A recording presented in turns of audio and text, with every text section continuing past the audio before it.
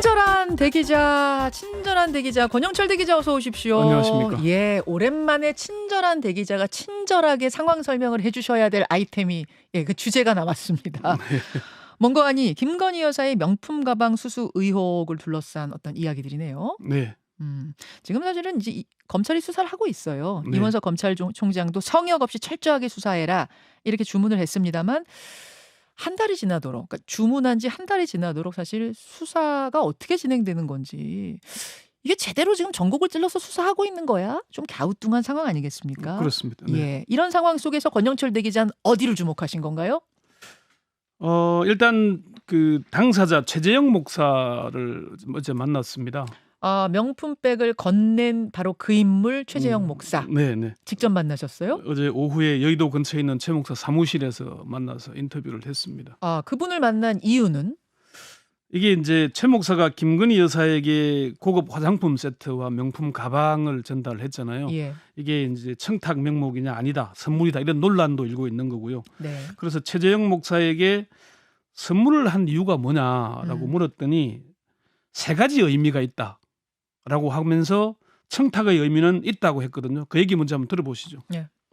추가 선물 들어간 것도 관계 유지를 하기 위한 의미, 그 다음에 김건희 여사를 만나기 위한 티켓팅의 의미, 청탁의 의미, 그게 다 작동이 되는 거라고 나는 검찰에 진술했죠. 데올백도 마찬가지고.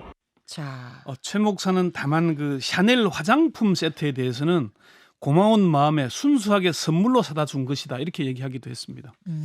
순수한 마음, 순수한 고마움이란 건 어떤 의미죠? 저도 그 어떤 고마움 때문이냐고 물어봤는데요. 네. 접견을 요청했을 때 거절해도 되는데 만나줬고 또 자기와 성향이 다른 줄 알면서도 자신의 말에 귀를 기울이고 한 게 고마웠다. 또 취임식 후 열린 신라호텔 만찬에 초청해 준 것도 고마워서 선물로 사다 줬다라고 했습니다. 대통령 취임식 후에 만찬에도 초대해 준 거? 150여 명이 참석하는 VIP 만찬에도 예. 참석을 그게 불러줘서 감사했다. 그리고 그 화장품 세트는 뇌물성이 아니라는 걸, 청탁의 대가가 아니라는 걸 그래서 얘기했던 것이다 이렇게 얘기를 했습니다. 근데 많은 사람들이 궁금해하는 건 네. 이 최재형 목사라는 분이 김건희 여사하고 도대체 어떻게 연이 닿아서 이렇게 접촉을 하게 된 건가? 이것부터 사실은 궁금해. 히스토리랄까요? 예, 예. 어떻게 알게 됐다고 합니까? 최 목사는 처음 김건희 여사와 연락하게 된 건 대북 정책, 통일 정책에 대한 조언을 해주고 자문을 해주려고 카카오톡으로 연락을 시작하게 됐다고 얘기를 했습니다. 최 목사란 분은 도대체 어떤 분이시죠? 미국 시민권자이고요. 예. 10여 년 전부터 목회 대신에 통일운동, 시민운동을 해왔다고 본인은 얘기를 했습니다. 그러니까 어떤 교회에서 목회를 하는 게 아니라? 예, 목회를 이제 그때는 그만두고 그리고 3월 중순쯤에 한국에 들어와서 전국을 다니면서 남북 관계나 통일 관련 강연을 주로 하고요. 네. 12월 중순쯤에는 미국으로 다시 돌아간다고 합니다. 예. 2021년 하반기, 그러니까 대선이 본격화될 쯤에 전국으로 강연을 다닐 때 청중들이 윤석열 후보가 킬 체인이니 대북 선제 타격이니 평화 시스템을 깨는 이런 정책들을 너무 많이 발표해서 불안하다. 목사님은 당적이 없고 미국 시민권자니까 공익을 위해서 통일운동하는 분이니까 윤석열 캠프에다가 조언을 좀 해주라고 하면서 윤 후보 전화번호하고 김건희 여사 전화번호를 줬다고 합니다. 대선이 막 본격화될 그 무렵? 예, 그럼 그 전에 한참 전부터 알고 그런 사이가 아니네요? 아니죠. 그래서 이제 국내에서는 전국으로 강연을 다니라 시간이 없었고 예. 12월 중순쯤 미국으로 간다 그랬잖아요. 예. 1월에 이제 미국에서 김건희 여사에게 카카오톡으로 연락을 시작했다라고 얘기를 했습니다. 2022년 1월. 예, 2022년 1월이면은 대선 몇 개월 전? 이 2달 전쯤이죠. 예, 2달 전. 그렇죠. 예, 그때 처음 연락을 했다. 예. 처음 연락할 때는 고향 얘기라든지 김 여사 아버지와의 관계 이런 건 언급을 했나요? 그렇지는 않았다고 합니다. 최 목사는 첫 카톡 대화는 국내에 거주하는 외국인들에게 의료보험료를 과다하게 부과하는 문제로 항의성 언급을 했다고 얘기를 했습니다. 네. 그러자 김 여사가 알아보겠다고 답을 했다는 거고요. 네. 또 최 목사는 또 청와대에 들어가지 않고 용산 국방부 청사로 간다는 말을 듣고는 용산에 들어가면 안 된다. 거기는 샌프란시스코 영토고 캘리포니아 영토다라면서 주권 국가의 대통령이 남의 나라에서 직무를 보는 게 말이 되느냐. 나대지에 있는 국방부 청사는 북한에서 장사정포만 쏴도 그냥 폭파되는 곳이다. 이런 조언도 했다고 했습니다. 그러니까 이런저런 그러니까 조언들. 그때 네. 이제 대선 후보니까 어떤 그렇죠. 이런저런 조언들을 교포로서 했다. 이제 뭐 이거 국방부 청사로 가는 거는 이제 당선된 이후 얘기. 그건 당선된 후예요. 부친의 사진 이야기가 나온 거는 2차 접견 때 디올백을 전달할 때였다고 합니다. 그 내용은 몰카 영상에도 나온다고 얘기를 했습니다. 최 목사는 김 여사와 부모님 얘기, 가정 얘기, 종교 얘기, 신앙 얘기 등 속에 있는 얘기를 참 많이 나눴다고도 얘기를 했고요. 네. 그 최 목사는 김건희 씨가 서울의 소리 이명수 기자와의 7시간 녹취록이 폭로된 직후였기 때문에 네. 전화 통화는 굉장히 경계를 했다고 합니다. 예. 그래서 카톡 메신저로만 인사를 나누고 서로 소통했는데 김 여사가 자신의 진정성을 느꼈는지 대통령 취임식 초청장을 보내왔다고 얘기를 했습니다. 그러면 그 취임식 후에 VIP 만찬에도 김 여사가 초청을 한 건가요? 그건 아니고요. 최 목사는 취임식 초청장을 보내왔길래 이왕이면은 신라호텔 국빈 만찬도 참여하고 싶다고 요청을 했다고 했습니다. 본인이 요청을 했다. 왜 요청했냐고 물었더니 무슨 귀족놀이 하려고 요청한 게 아니라 새 내각이 구성됐으니까 총리와 장관들 그리고 주한 외교 사절들 10대 그룹 총수들 여야 중진 의원 등 150여 명만이 참석하는 자리니까 그런 사람들 모임에서 대북 정책, 통일 정책 그리고 자신이 북한을 방문하고 온 얘기 등을 하고 싶었기 때문이다 이렇게 얘기를 했고요. 그래서 만찬장에서는 윤석열 대통령과 김건희 여사, 삼성 이재용 회장 등 재계 총수, 각부 장관들, 각국 외교사들과 기념사진을 찍은 것도 보내왔습니다. 아하. 최 목사가 김건희 여사를 처음 만난 날이기도 합니다. 그날이. 네. 얼굴로 마주 본 건 그럼 만찬장이 처음인 거예요? 취임식 날 만찬장이 취임식 만찬장에서 얼굴은 처음 봤다. 처음. 네. 최 목사가 공개한 카톡이 있고, 네. 그렇죠? 공개하지 않은 카톡도 있다던데 그건 어떤 내용이라고 합니까? 그래서 사적인 대화라서 공개하지 못하는 카톡 내용이 있다는 보도가 있던데 어떤 내용이냐고 물었더니 그런 건 없다고 잘라 말했어요. 아 그래요? 최 목사는 이제 최재형 목사가 미국 사람이니까 미국 폰도 있고 한국에 자주 오니까 한국 폰이 있다. 2022년 1월에 처음 연락을 할 때는 미국 폰에 있는 카카오톡을 했다고 얘기를 했고요. 예. 미국 폰으로 연락한 게 2022년 1월부터 한 4월 말이나 5월 초쯤이고 그 이후에 미국 폰을 강원도 강릉 쪽으로 강연을 갔을 때 분실했다고 했습니다. 검찰에서도 분실했다는 진술을 했다는 겁니다. 그래서 이게 이제 뭐 좀 설명이 이거는 장황한데요. 어쨌건 이 핸드폰 2개를 가지고 있는데 미국에서 통화하고 그 대선 직전까지 통화한 폰은 분실했다. 통화가 아니라 카톡한. 카톡 메신저가 남아 있는. 예. 근데 그 메신저에는 아까 앞서 얘기한 대로 뭐 신앙 얘기도 하고 가족 얘기도 깊은 얘기를 많이 했다 그랬잖아요. 예. 그런 내용들이 다 사라진 거예요? 사라진 거죠. 아. 근데 또 최 목사는 분실한 미국 폰에서 이슈별로 중요한 대화, 예를 들어서 조국 사태 관련이거나 문재인 대통령 관련, 정광훈 목사 관련 등 사안별로 묶어서 서울이소리 기자들에게 넘겨준 건 있다. 넘겨주고 나서 그러면은 분실했다는 얘기예요? 예, 그렇죠. 몇 개는 그러니까 취사 선택해서 넘겨주고 네. 다른 건 폰에 있었는데 그 폰을 분실했다? 그렇게 되는 겁니까? 그렇게 얘기를 하는데 예. 그러면서 김건희 여사의 폰에는 자신과 나오는 대화가 다 남아 있을 거다. 예. 이런 얘기를 하기도 했습니다. 그래요. 그러니까 미공개 카톡이 있다라는 보도가 그러니까 뭐라고 해야 되지? 존재하진 않는다. 하긴 했었지만 존재하진 않는다. 뭐 이렇게 정리하면 되는 건가요? 최 목사는 없다고 거듭 확인을 했습니다. 그렇지만 최 목사의 말에는 분실된 스마트폰과 김건희 여사의 스마트폰에는 공개되지 않은 대화 내용이 남아 있다는 말이잖아요.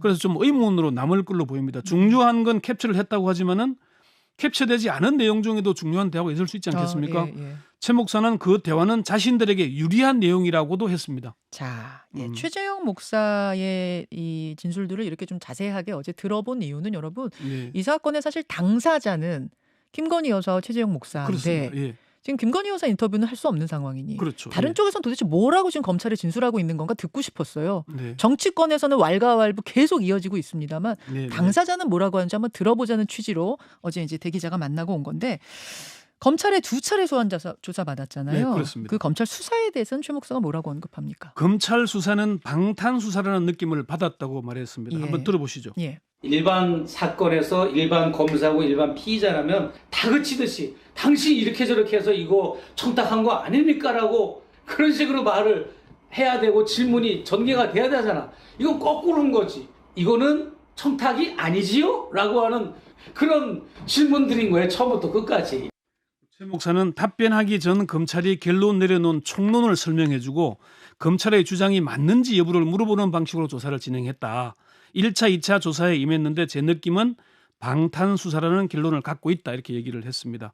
최 목사는 또 국민권익위의 종결 발표와 관련해서 국민권익위에서 저를 한 번이라도 소환을 하든지 하다못해 전화라도 한 통 했다면 모르겠지만 무슨 문자 하나도 오지 않았다면서 내가 가장 중요한 증언자인데 나를 한 번도 소환도 안 하고 대화도 한 번 안 나누고 그런 결정을 내렸다는 것은 특검의 빌미를 제공한 거다. 특검의 명분을 제공한 거 아닌가 싶다라는 입장을 밝히기도 했습니다. 자, 이건 뭐 최재형 목사가 느낀 것을 전한 거라는 거. 네. 본인이 검찰 수사 받을 때는 마치 뭐 어떤 결론이 정해져 있는 느낌이었다라고 본인은 진술하고 네, 예. 있다는 얘기인데, 예. 근데 이원석 검찰총장은 차질 없는 수사, 성역 없는 수사를 계속 강조하고 있잖아요.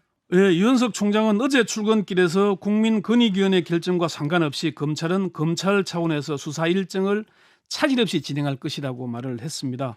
이 총장은 수사 일정이라는 말을 여러 차례 언급했는데요. 예. 오는 9월에 임기가 끝나는 만큼 그 안에 김 여사 조사를 마무리하겠다는 의지를 내비친 걸로 받아들여지고 있습니다. 또 이원석 총장은 김 여사 소환을 둘러싼 대통령실과 갈등설에 대해서는 증거대로 그리고 법리대로만 한다면 그러한 일은 없다라고 저는 생각합니다. 이렇게 기대하고 있습니다라고 했는데 네, 네. 이 말이 곰곰이 씹어보니까요. 갈등이 있다는 걸 좀 내비친 게 아닌가 그렇게 느껴지기도 했고요. 이 총장은 특히 김 여사를 불러 조사할 때 도이치모터스 주가 조작 의혹도 동시에 조사할 수 있냐는 질문에 윗선에서 보고가 오고 협의해서 차질 없이 진행되도록 하겠다고 답을 했어요.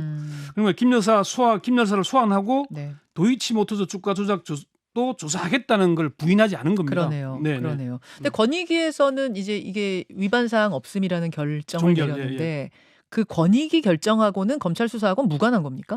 이 총장이 이 검찰 차원에서 수사 일정을 차질 없이 진행한다고 분명히 언급했으니까 영향을 받지 않는다고 보는 게 맞을 거고요. 다만 권익위 결정대로라면 앞으로 고위공직자 배우자는 명품 가방 같은 선물을 받아도 된다는 결론이 되는 거죠. 그러니까 원래 법은요. 네. 김영란법에 의하면 공직자 배우자가 이 공직자의 직무와 관련해서 뭘 받으면 안 된다 이렇게 돼 있잖아요. 선물이니까. 그렇죠. 직무 관련성 여부가 일단 하나 있고, 네. 그다음에 그러면 처벌은 배우자가 아니라 그 공직자를 처벌하는 건데. 그 공직자는 인지하고 신고 안 했을 경우에 받는 거예요. 그렇죠. 네. 근데 일단 그 공직자가 지금 대통령인 거니까 네. 직무 관련성이 있든 없든 간에 처벌은 할 수 없는 거니까 좀 형사 종결이다 소추가- 이렇게 되는 건가요? 형사 소추가 안 되는 거죠. 알겠습니다.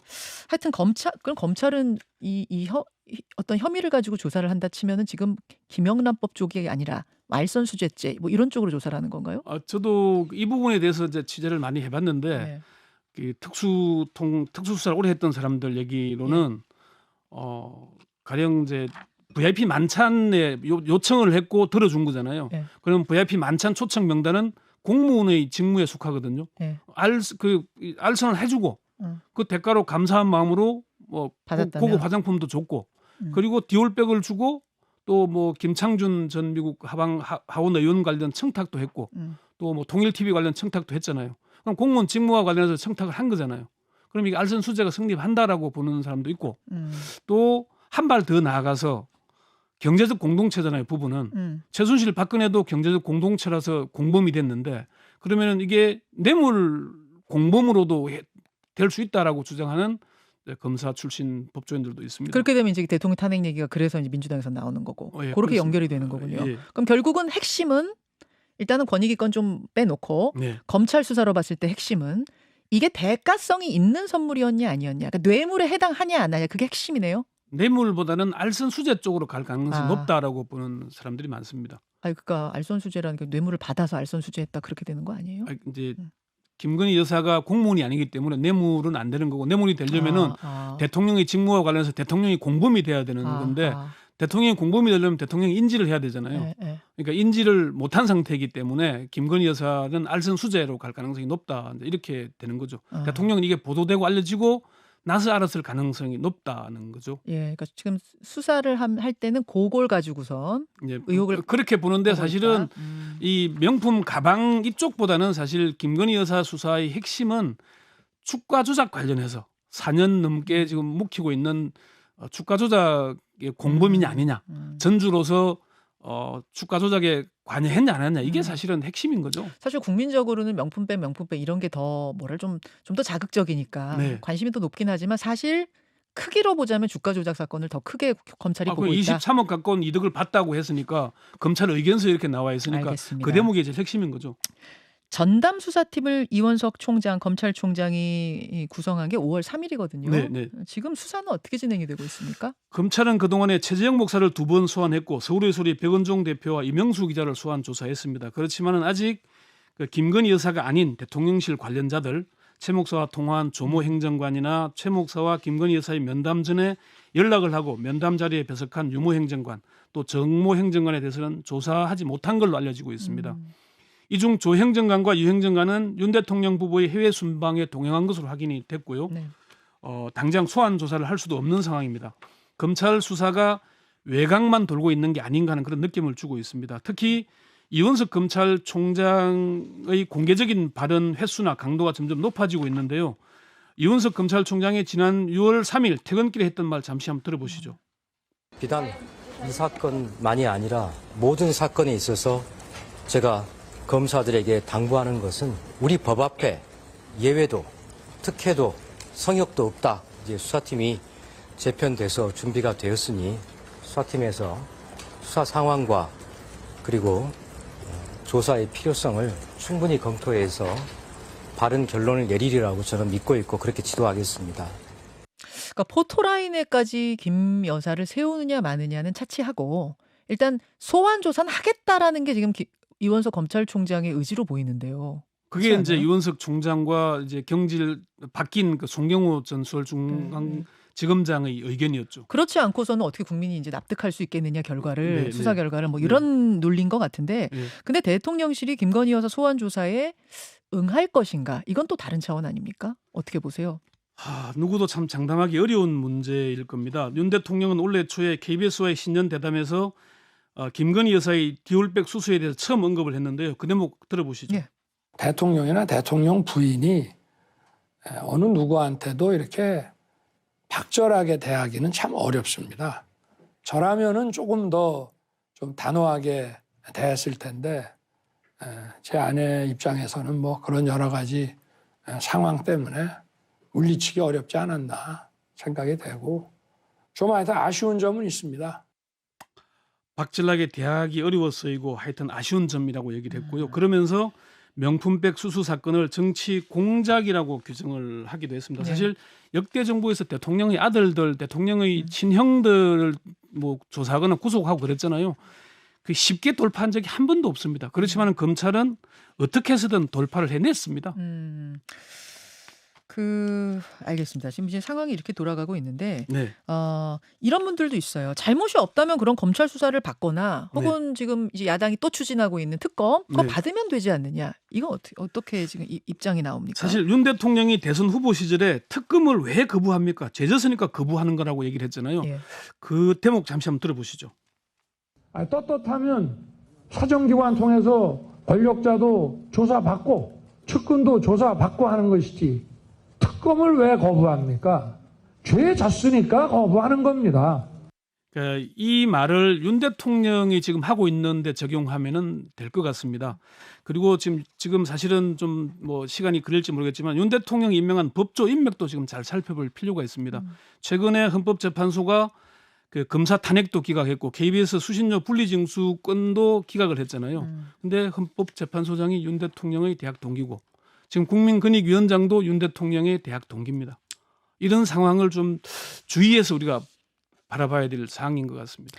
그 최재형 목사 인터뷰가 오늘 사실 좀 중요한 대목이었는데 제가 한 번만 더 정리할게요. 네, 그 우리가 알고 있는 건 화장품, 명품 화장품하고 명품 백인데 네 건이 있죠. 예, 그것들에 대해서 이게 청탁의 의미냐 아니냐를 예. 최재형 목사는 아까 화장품은 청탁금이 아니라 그랬잖아요. 그냥 고마워서라 그랬잖아요. 감사의 표시라고는 했는데 만나준 것에 그게 대해. 이미 그 아까 말씀드린 대로 네. VIP 만찬 초청 자체도 부탁한 게 공무원의 직무와 관련해서 청탁을 했고 들어준 데 대한 감사의 마음이기 때문에 이 의율하자면은 의율할 수 있는 거죠.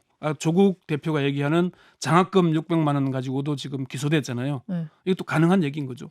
그러니까 적극적으로 해석을 하자면. 본인은 그러니까 VIP 만찬에 초대해 주세요. 그러니까 이거 백 드릴게요는 아니더라도 예. 아니더라도 검찰에서 볼 때는 그렇게 연결해서 할 수도 있다 그 말씀이신 그렇죠. 거예요? 부탁은 청탁을 아. 했고 들어줘서 알선했으니까요. 그럼 백도 다 그런 식인 거예요? 백도 그렇게 연결하려면 할 수 있는 거죠. 본인은 꼭 해주세요 하면서 한 게 아니다 하더라도. 예, 뭐 알겠습니다. 이렇게 된다는 말씀. 네, 네. 자, 쟁점들 잘 정리해 주셨어요. 오늘 고맙습니다. 네. 김현정의 뉴스쇼는 시청자 여러분의 참여를 기다립니다. 구독과 좋아요, 댓글 잊지 않으셨죠? 알림 설정을 해두시면 평일 아침 7시 10분 실시간 라이브도 참여하실 수 있습니다.